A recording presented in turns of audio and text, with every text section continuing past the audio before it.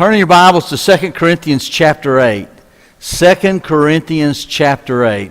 We're studying in 2 Corinthians as this has been the Bible Bowl material for our youth, and just kind of to supplement them and help us.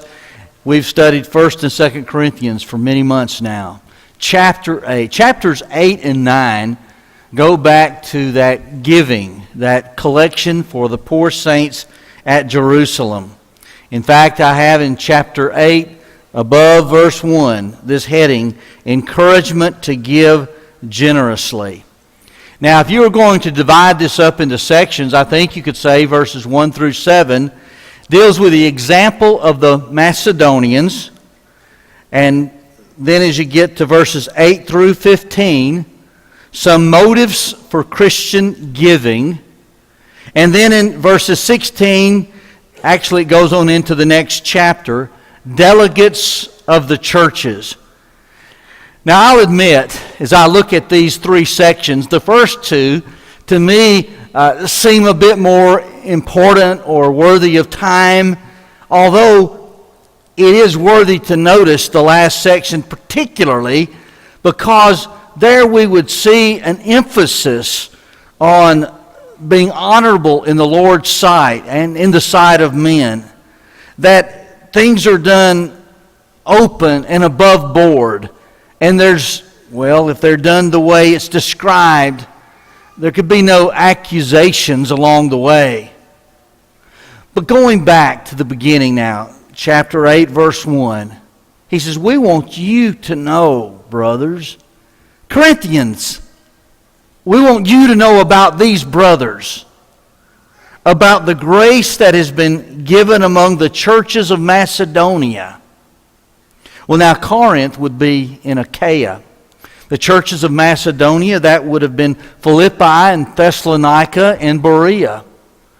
Is he speaking of all three of these or one of these? Well, he does speak of the churches of Macedonia. And he brings them out as an example. But I want you to see something. This to me is very interesting. He mentions here the grace of God, verse 1. You get down to verse 4, and in most translations you have the word grace. It is the word charis, grace, but in my translation it's translated favor. The last word in verse 6 is grace. And then the next to the last word in verse 7 is grace. You get over to verse 9, you have the word grace. And you get down to verse 19 and you have the word grace again. And sometimes people might think grace, grace, grace. Well, that's what saves us. Yes. But think about God's grace that saves. It's kind of like His love. It led Him to give His only begotten Son. And grace, as we bestow grace toward others, it could lead us, like God gave, for us to give.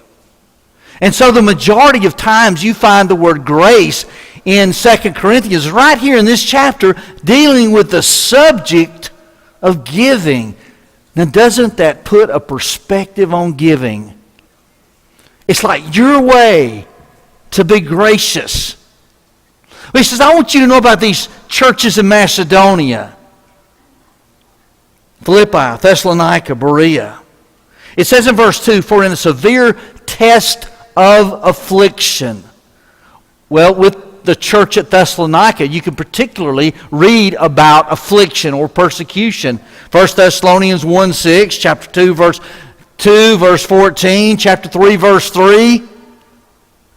So times were tough. Affliction and persecution. And then it goes on to say, their abundance of joy and their extreme poverty. Now, reading about the first century, you had the few rich, you don't have a middle class.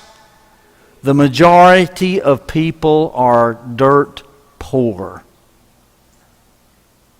And so these people, they're in affliction or persecution. They themselves are poor, have extreme poverty. And then it says, they give, this is in verse 3, beyond their means. You know, that's almost like saying they're giving what they don't really even have to give. Times are tough. They're poor. They give beyond their means. And then look at another phrase, verse 4. Begging us earnestly for the favor of taking part in the relief of the saints. Begging us earnestly. That's like Paul saying, listen, those folks were begging us to take their money to help the poor saints in Jerusalem. So get this in your mind. These folks here, they were in affliction. Times were hard. They were poor. Extreme poverty. But their giving was beyond their means, and even to the extent of they were begging Paul, take it. And you know, I wrote down the word how. How. You know what I mean by that is, how did they get to this point? In affliction or persecution, in extreme poverty, but so gracious, so giving that they give beyond their means, begging Paul. Well, you get down to verse 5, and I think you find the answer there. Look at verse 5. And this, not as we expected, but they gave themselves first to the Lord, and then by the will of God to us. It wasn't such a big deal for them to give of their means, give of their money, because they had already given themselves to God. You know, this morning somebody said to me, what does it take to get, everybody at a Bible class time? What does it take to get everybody back on Sunday night? And what does it take to get everybody here on Wednesday nights? Well, last year the emphasis was 4 hours eternal assurance. The emphasis was, let's be faithful in our Bible class attendance, worship attendance. But almost, I think, okay, with the exception of health difficulties, weather, when particularly someone is older and has health problems, okay, taking away the extenuating circumstances, if they've first given themselves to the Lord, I just really wonder if being here at 9 o'clock is such a big deal. If they first given themselves to the Lord, if being here back at 5 such a big deal, doesn't this apply to each and every command God has? If we first given ourselves to Him, hey, then living for Him and serving Him is second nature. And I'm impressed with these people and their giving. And you know what's happening here. The Corinthians, okay, they've been a little slower maybe to get this thing done. And so Paul is saying, I want to tell you about these churches in Macedonia and their giving. He's holding up a good example for these Corinthian brethren. And let me tell you, I appreciate good examples. They're encouraging to me personally. And I think that you'd agree. Well, see, he moves now from just these Macedonia churches and how they give, but how the Corinthians themselves ought to be giving. In verse 6, accordingly we urged Titus that as he had started, so he should complete among you this act of grace. In other words, Titus is going to assist them. Complete this act of grace. This act of grace was their giving. And it's kind of like Titus is going to help you complete it. Finish it. Get it done. Now look at verse 11. Verse 11. He says, so now finish doing it as well, so that your readiness in desiring it may be matched by your completing it out of what you have. Another verse that's kind of like, now finish what you've started. Do what you've planned and promised. And that's the way we need to be, isn't it? Whether it's giving or anything else. If it's right, especially if we've made plans, promises, we need to do it. We need to complete it. Now, I want to tell you something. This next verse, if somebody said, what's the verse that impresses you the most in this chapter? Well, I would probably say verse 5. They'd first given their own self to the Lord. But I would say second, and close to it, is verse 7. Now, somebody may read verse 7 and kind of read it fast and say, what's the big deal about verse 7? Well, here's verse 7.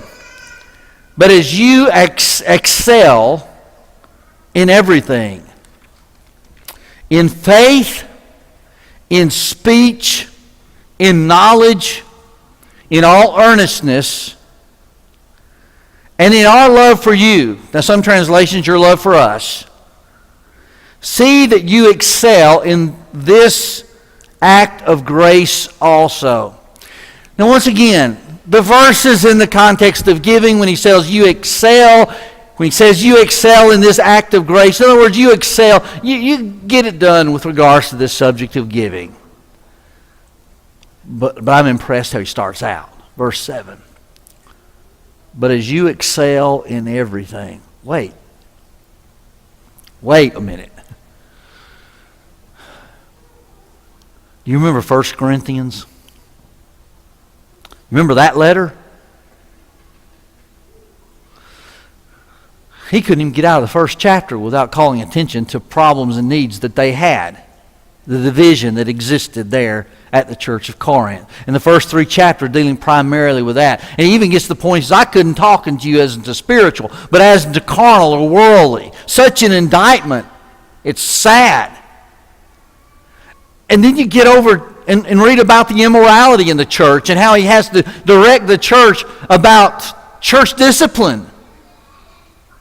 And about how there's licentiousness, there's lawsuits, there's misunderstandings about the Lord's Supper, and we could almost say an etc., etc., etc. Some people have read about 1 Corinthians and think, this church was a mess. Well, there was that previous letter, it's what it's oftentimes called, 1 Corinthians chapter 5, verse 9. He'd already written to them about this immorality problem. And then he writes 1 Corinthians. Most think that between 1 and 2 Corinthians, there's another letter that's kind of sometimes called a sorrowful letter. And that there's a kind of stern or severe visit by Paul kind of in between 1 and 2 Corinthians. Now, why do I say all this? Things weren't always good, but now he uses these kind of words. You excel in everything. In faith, in speech, in knowledge, in all earnestness. If you had been commissioned to be the Apostle Paul, we're just doing a real big pretend, okay? If one of us commissioned to be the Apostle Paul, and we had to deal with these things with the church at Corinth, would we have had the patience to stick in there, to teach, to correct, to write the letters, to make the visits? Or would we at some point think, what's the use? It seems like it's not doing any good. Put one fire out and there's another one. Is that the way we would approach it? I'll be honest. It might be easier for us to approach it in that fashion than to stick with it and stick with them like Paul did. And so he does stick with them. And he gets to a point that he could write, but you excel in everything. Be patient. You don't accomplish it all at one time, in one sitting, with one word, with one letter. Be patient. Stick with them. Hold out hope. Have confidence. As you consider Paul in the relationship with the Corinthian brothers, I'm glad he did, so he could write. You excel in everything, in faith, in speech, in knowledge, in all earnestness.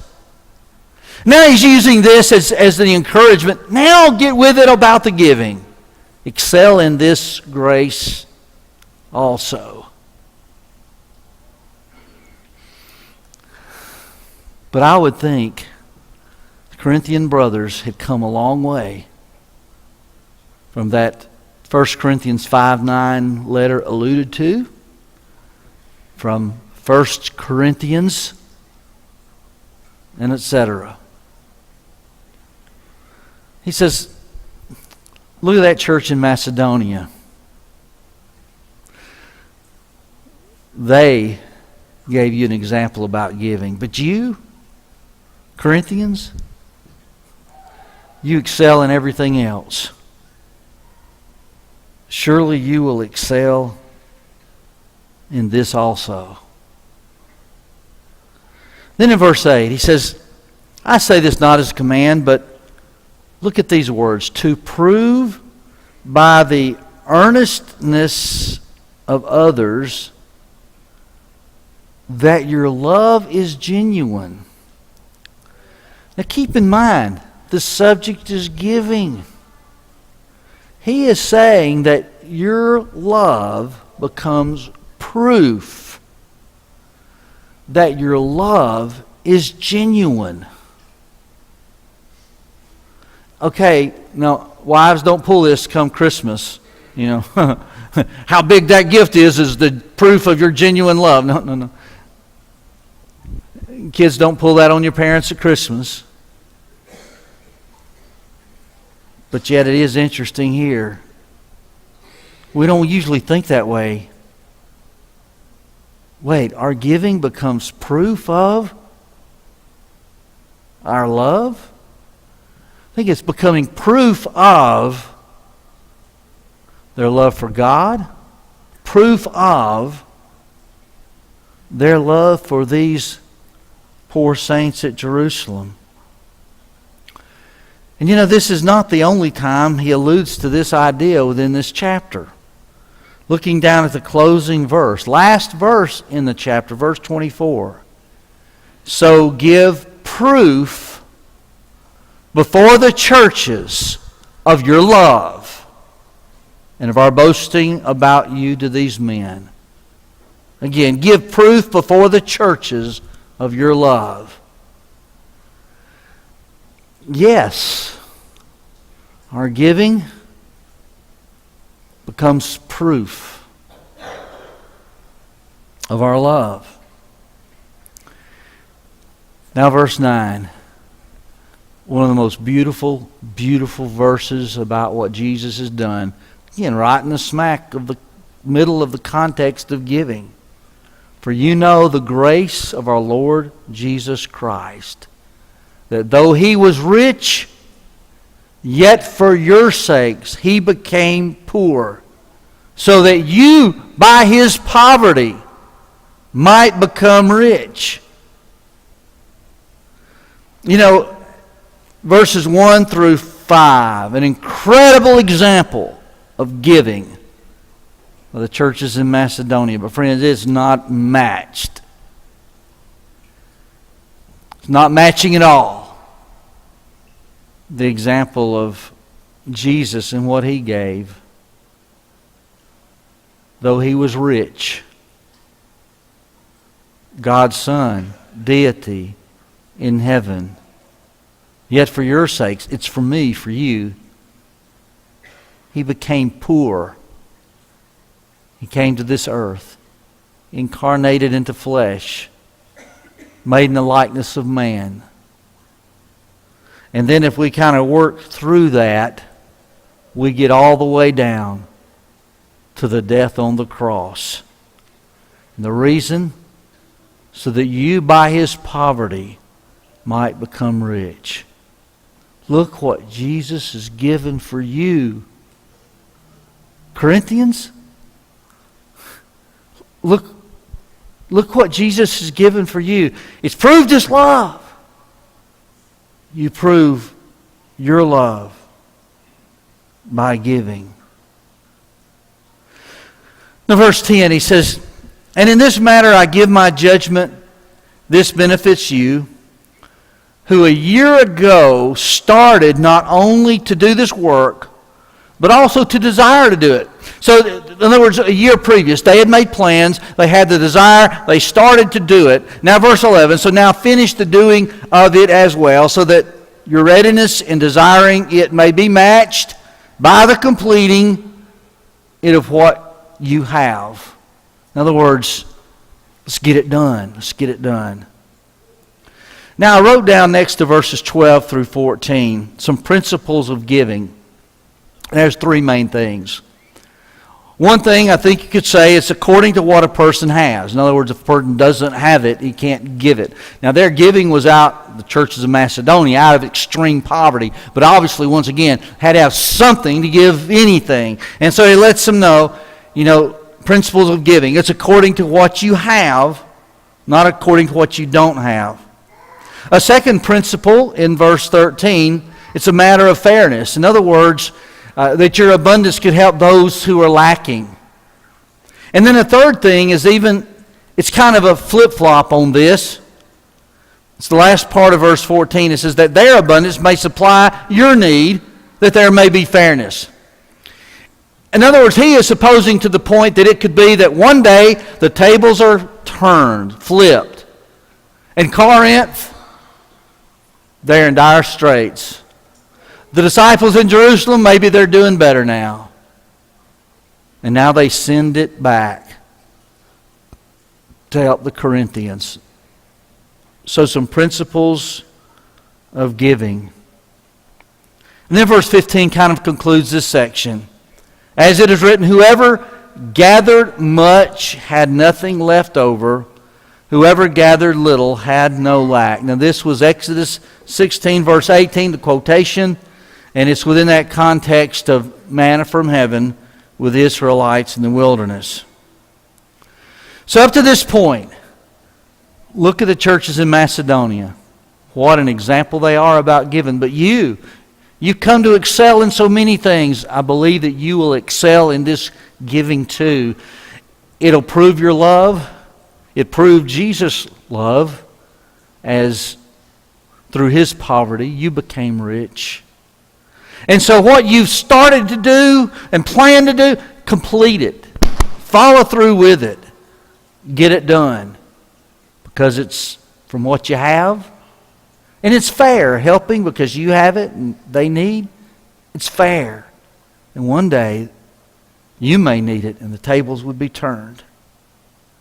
That kind of is a quick summary through verse 15. But wouldn't this be, and isn't this a challenge to each of us about our giving? We are blessed in one regards. I recognize that there's a lot of people in a lot of churches who would say they're dirt poor. But we also are fortunate to live in a land where there is a middle class. I personally have not known of the super rich in the church. But the middle class, they're not operating out of the extreme poverty. We're blessed. And certainly God expects us to share those blessings. Now in verse 16 and following, this would have to do with the delegates of the churches. It mentions two brothers, and both of these brothers are unnamed, who are sent along with the collection. Look at verse 16. With him we are sending the brother who is famous among all the churches for his preaching of the gospel. Now other translations don't have the word famous, they have the word praise. In other words, as if people are praising this guy. Kind of the idea of, well, he's kind of famous. He's impressed them as a great preacher of the gospel. Well, not only that, verse 19 says, he's been appointed by the churches to travel with us as we carry out this act of grace that is being ministered by us. You know, this allows someone from this region, this area, these churches, to go see the need, to go see the good, but there's also, he carries, he delivers. Well, let's just keep looking. Why for this? Look at verse 20. We take this course so that no one should blame us about this generous gift that is being administered by us. For we aim at what is honorable, not only in the Lord's sight, but also in the sight of man. There was a reason for this man to go, and it wasn't just to see the need and to personally participate in the gift. Part of the need was, in essence, a witness, someone to verify that Paul has been honorable, that Paul, he's not pilfered, stolen, he's not exaggerated the need, but he's been honest. Verification. Verse 22, and with them we are sending our brother. So this is another unnamed brother. And you know, okay, we don't know who it is. I have an idea. These people in Corinth knew. Whom we have tested and found earnest in many matters, who is more earnest than ever because of his great confidence in you. As for Titus, he is my partner and fellow worker for your benefit. And as for our brothers, they are messengers of the churches, the glory of Christ. So, well, look at verse 16 to the end of the chapter, just kind of business matters. We want to do this in a business-like way, in a way that we can prove our honesty, prove our integrity. And so we're going to have guys from these churches to go with us. They take the money. They see it's not pilfered. They see it's used correctly. They see the need that's there. They see that we spoke of the need correctly. And then they see the work done.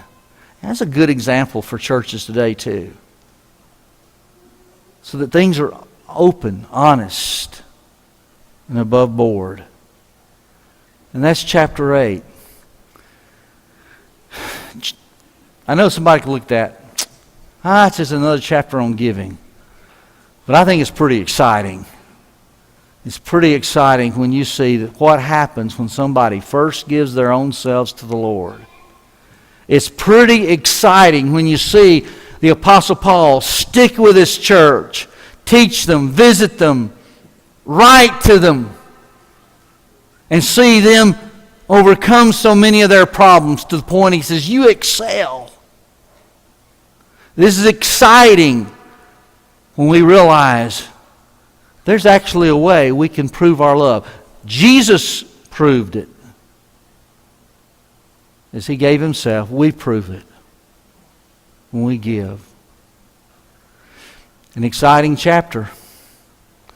if we could assist you tonight with your obedience. If there's someone here who has not yet, with faith, turned from their sin to then confess that faith and be baptized, we give you opportunity tonight. If there's a need for prayer, we would be glad to take the time and pray for you. If you need to come, please come.